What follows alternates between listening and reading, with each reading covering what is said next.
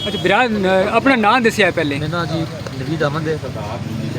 इ'यां चन्नू अड्डा पोस्टजान सिंह चक नंबर 134 अच्छा मेरे चलो मेरे भतीजे से मेरे अच्छा चलो साजिद असद हसीब अदनान ये मेरे भतीजे से शान भतीजा से अच्छा। अंसर मेरा साला सीगा ते मुकरम हमारा करीबी रिश्तेदार सी असलान एक इंजर्ड होया वो भी मेरा हमारा दामाद था।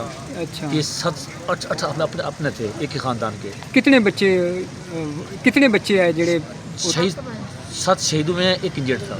7 बच्चे तुहाडे एक खानदान दे जेड़े ने खानदान के की नाम है नाम जरा दसिया थोड़े जे। हाँ जी एक तो थी मोहम्मद असद हाँ जी मोहम्मद हसीब उमर हसीब मोहम्मद हसीब मोहम्मद हसीब हसीब मोहम्मद साजिद मोहम्मद साजिद शान अहमद अंतर अब्बास मुकरम रियाज अदनान मकबूल ये जी जे शहीद हो गए हैं तो एक है असलान अमीन जो इंजर्ड होया वो भी जिंदगी मौत की कशमकश बड़े मुश्किल रूम से दी हूँ ठीक है माशाल्लाह।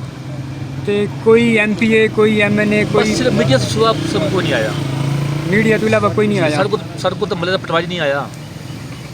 ते मरियम नवाज जेड़ियां दी है कि मैं कौम दी पंजाबियां दी मां आं या मां बनी वो सिर्फ लोगों की मां साड़ी मां नहीं वो सिर्फ वो मां है दूसरी BLA की मां है TDP की मां है साड़ी कोई मां नहीं साड़ी मां होंदी ते असीं अज इत्थे बैठे हुए हैं।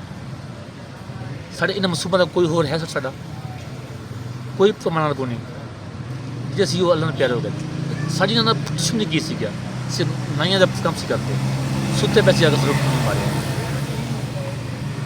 चलो जी अल्लाह ताला गम हल्का करे जी अल्लाह ताला।